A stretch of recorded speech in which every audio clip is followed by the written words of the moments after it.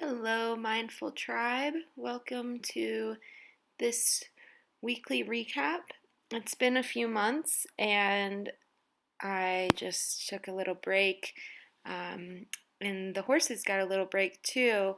With everything going on right now in the world, I thought it was not the right time to put any videos out or vlogs, but it is now August and we're getting back into the swing of things. So here you can see Ali. He's got a nice forward swingy trot with his head. I'm always asking them to reach forward and downward. And with this horse, we are always looking to build strength and stamina. And I'm not upset when he can't hold his canter so long, but I do want to every time add a little more and more of the canter work. Here we have Soprezo, Ali's little brother, and Soprezo has really come into himself as far as in the past month or so being able to hold himself. So it's interesting looking at him now. There's a lot of movement in his head and neck, but I'm happy to say that he's found a little bit more stability with that headset. So hopefully in the next vlog I can kind of show that to everyone. And I'm just kind of letting him go on a loose rein. We're not doing anything big time. Maybe here we're just kind of doing this little combination there, asking him to look where he's going and figure out, to pick up his feet over those poles. And here I like to take him through the walk poles, and then I'll ask for a little bit of a trot up to this vertical. Nothing big, just asking him to use his brain. And here we've got Princess. And what I have been doing with Princess is some bridleless work. So this is what I like to do, just kind of get their head over to the side a little bit. She didn't quite do it all the way, but next time I'll ask her for a little bit more flexion there in her neck, so I can take off that halter. And I'm just going to ride her around bridleless. I think that it's really important for these horses who have had a lot of time off. For instance, Princess has had about 5 years, I want to say, off.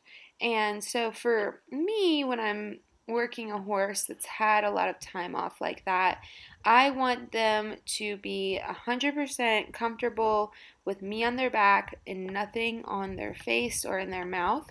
And that's kind of just where I'm going with this with her. You know, my thigh is really strong and I'm able to keep my posting at a pretty normal rhythm and pace. Here you can see, she's doing that. I like to call it the wooden canter, where it feels like, it's so disconnected and so stiff. But it's a good place for us to see where we're starting. And I think it's pretty, it speaks for itself, this bridleless and bitless work, because it just makes the horse so much more willing once you put the bit in their mouth. They're so much more willing because they're comfortable moving underneath you, listening to your seat and your leg and your weight aids. So yeah, I couldn't be happier with this. And I usually tell people about 15 rides, bridleless or bitless, before you see a good change. So here's Syndry. He is a little Icelandic that I've been working with, and I am super happy with him. It's really interesting to watch this video, and it's been about 2 months, a month and a half to 2 months since I did these rides. So to see the horses, how they're moving in this video and to compare it to the next video will be really, really cool, because in the past 2 months, even though we've had a little bit of a break, the horses still have stayed in pretty regular work. Here's Maple, and what I'm working on Maple still actually now is just, getting this contact consistent, and asking her to move into an outside rein. She's naturally balanced, so I really like doing this counter canter exercise where I just kind of use the whole field and do these nice big loops at the canter. And what I'm looking for when I'm doing this is that she keeps a steady rhythm and I'm able to bend her and have her flex at the shoulder, at the pole, just so that I can see those eyelashes on the inside. But I am asking her to just kind of flow with her shoulder, with her body. When I ask her to move her rib cage out, she can do that too. So here's Prince. He is a Morgan Stallion that I've been working with for, gosh, this is probably ride like 2 or something.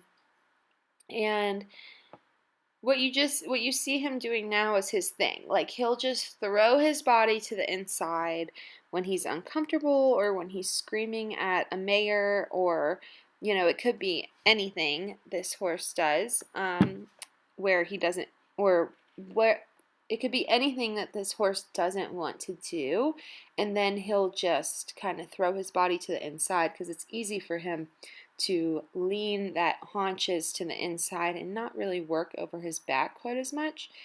So this is like ride 2 or something of Prince, and he has been actually off work for almost 8 years. I think his owner told me 8 years he was off. So for him to just be pulled out of the barn and go into the arena like this, and he is a stallion, I'm really proud of him, and I think that it shows what his demeanor is like, and it kind of is like the light at the end of the tunnel. I know that it can only get better from here, so that's really exciting. But for a 20-year-old stallion, ridden twice a week, I really just want him to relax over his back. I want to be able to get to a point where I can ride him on a long rein and not feel like he's going to, you know, shove his body to the inside or put his head way up and scream. So I'm constantly giving him a little bit, relaxing, and when he jigs, I just, relax in myself, but I also need to collect on the reins, bring him back to a nice walk, and always keep him doing something. I think that that's really important for the warm bloods and also stallions, is that when you're riding them, you just always want to keep their mind working. So here's our last little trot circle, and you can see that he started to relax a little bit. It's still pretty choppy, but I'm happy. And here is Astigo. He is a I think he just turned 2 actually. So he's a 2-year-old stud colt, and he will be gelded soon. But this is him kind of just getting out of his little pen for the first time in a few days, and I love his movement. I love how he's curious. He's always ready to work when I pull him out of the field. And in the next video, I will actually show him getting a blanket put on for the first time. And most horses, will rip around the round pen, and he was just so good. And here he is latching on to me, and I thought this was a nice video for the end. So I hope everybody has a great day, and don't forget to wear your helmet.